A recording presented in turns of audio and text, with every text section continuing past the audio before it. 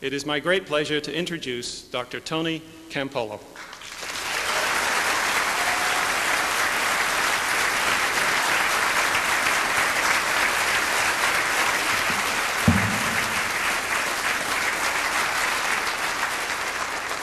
I'm honored to be with you, and I want to thank the class for inviting me to share in this incredibly important occasion. It's such a happy time. You are a privileged group of people in that, in a large degree, what you're going to do with your life has been determined. Most people I know don't know what they're going to do. I meet them coming out of high school and I ask them, what are you going to do? And they say, I don't know. So if a student has no purpose, no goals, no direction, what do you do to them? Well, you send them to La Sierra University, and 4 years later you ask the question again, what are you going to do? And the answer is generally not, I don't know, because it's a great university. It's, I'm trying to keep all of my options open.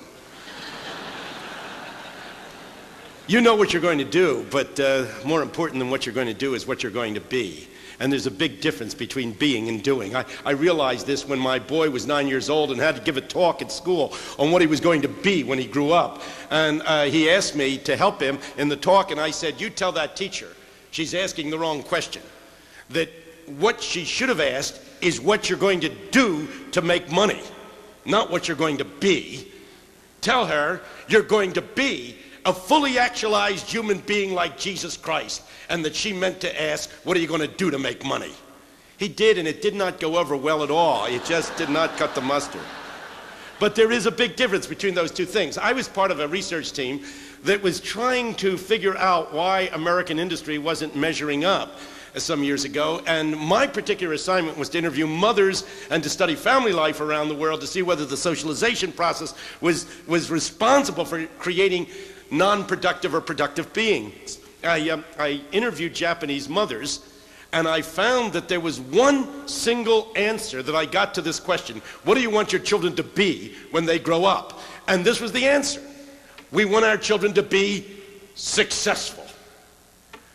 That doesn't surprise me. There is no society on the face of the earth that has driven their kids to be successful as the Japanese culture has done. I mean, it's done a brilliant job of making people into successes. When I asked American mothers, what do you want your children to be when they grow up? What do you want your son to be? What do you want your daughter to be? I got one standard answer. You can guess what it was. I want my children to be happy. Happy. Kind of makes you puke, doesn't it? Happy. You have to understand, I grew up Italian. You say, what's that got to do with it? If you grow up with Italian immigrants like I did, you will realize my father really did not care whether I was happy.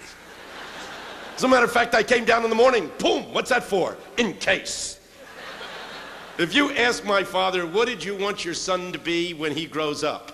He would have said this, I want my son to be good. That's an interesting word. Good. Good. Is there a difference between a people that want to be successful, a people that want to be happy, a people that want to be good? Goodness is what it's all about. And I hope for you, this graduating class of 1996, that you become good people. Good people. Sometimes what makes you good and what makes you happy does not go together. To be sure, that's why our marriages don't work. Because there are periods in every marriage when you're not happy. I was watching television in bed one night just as my wife was getting ready to get in bed, and we were watching the evening news, and the murder that night in Philadelphia that was being reported was about a woman who had an argument with her husband. He went to bed, she got out the gun and went and blew his head off while he was sleeping. And I was shocked at the story, and I said to my wife, can you imagine a wife doing that to her husband while he was asleep? And she said, yes, I have no problem with that at all. Happiness and goodness are not necessarily the same. And it's important to be good even when you're not happy. I have a friend who took over a Bible college in South Carolina, took it from a two-bit institution and made it into one of the great missionary training schools of the world. It is an incredible place. And at the peak of his success, he resigned because his wife had come down with Alzheimer's disease. She had disintegrated so rapidly, it was shocking. She couldn't remember him. She couldn't remember herself when she looked in the mirror. And he resigned in order to take care of her full time. We tried to prevail on him to do otherwise, and we let him know that this was not a good decision. She doesn't know who you are, we said. And if you take care of her today, tomorrow she won't remember. Hire the best help. Put her in a place where she's going to be cared for. But get on with your life. She doesn't know who you are. And then I thought this would really do it. And I said, furthermore, Bob, you're reneging on your calling from God. Now that ought to do it. You're reneging on your calling from God. His answers were twofold. He said, you're right. She doesn't know who I am. But I know who she is. And she's the same woman I married. And looking at me, he said, and there's only one thing that takes precedence over a calling from God. And that's a promise. And I promised her I would be there till death do us part. I don't know how happy he is. She's incontinent. He has to change her diapers 3-4 times a day. She has forgotten how to eat. He has to spoon feed her. She slobbers. She's even forgotten how to talk. And yet day after day, my friend Bob takes care of her. I don't know if he's happy. I think he's not happy. But I want to tell you something about my friend Bob. He's a good man. He's a good man. And in the end, it's goodness and mercy that I wish would follow you all the days of your life. Goodness. How does one become good? I come out of an evangelical tradition that believes that it is Jesus that makes people good. I used to pray in a strange way. It was the way they taught me to pray. At the end of the day, I would read off a list of non-negotiable demands. And I would always make sure to include everything. You know, they told me to make out a list, and I used to peek while I was praying, as though God needed to be told. I've often wondered about those prayers. Dear Lord, Sister Mary is sick in the hospital. What do you think God's saying? Whoa, I didn't know that. You know, which hospital? My Bible says he knows what you have need of before you even ask. So, you know, when you make your request known to God, which you should, remember you're telling him what he already knows. I think that I always had problems leading public prayers because prayer for me is too intimate to be shared with a large crowd in an easy fashion. And so whenever I publicly pray, I have trouble. Sometimes I forget myself and really pray.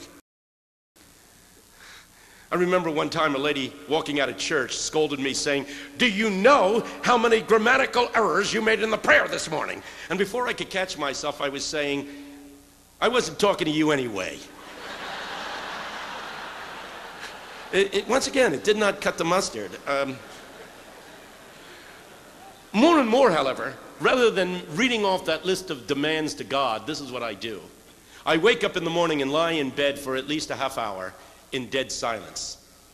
Say, why? Well, they asked Mother Teresa, when you pray, what do you say to God? She said, I don't say anything. I listen. So Dan Rather, who was conducting the interview, said, all right. When you pray, what does God say to you? And she said, I don't say anything. I listen. And he doesn't say anything. He listens. And if you don't understand that, I can't explain it to you.